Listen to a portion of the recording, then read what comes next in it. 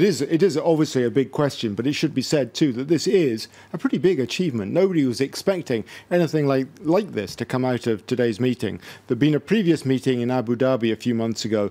Nothing very much had come of that, but this appears, on the surface at least, to be pretty solid. To bring Haftar and Al-Sarraj together is no mean achievement. Achieved pretty quickly, given the fact that Macron has not been in office all that long. But you're absolutely right, of course. An awful lot, as Macron himself said, still needs to be done.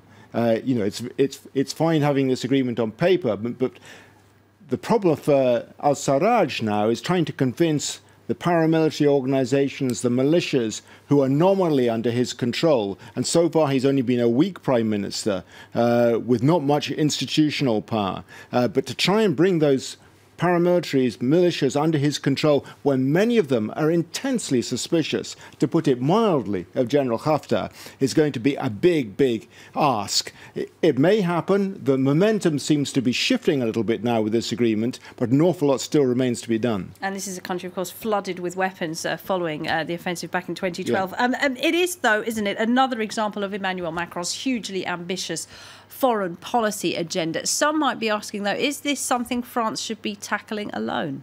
Well, you know, there are various ways of looking at this, and I suspect, and we've had a hint of this, that the Italians are a little bit irritated that they weren't part of this, because Italy, obviously, is a major victim of the crisis in Libya, because of the 100,000 refugees in the first 6 months of this year alone who have come to Italy's shores. Italy obviously feels it's got a big input to make, but that said, you know, somebody's got to take the lead, and France is also very much directly impacted by what's going on in Libya, not just because of the refugees that come through Italy and into France, but also because of the way the crisis in Libya impacts on the rest of the region, the Sahel, the Maghreb region, where France has troops fighting against jihadists and who are being armed because of the crisis to a large extent that's going on in Libya. As Macron himself said today, you cannot achieve the full defeat of the jihadists, these Islamist terrorist groups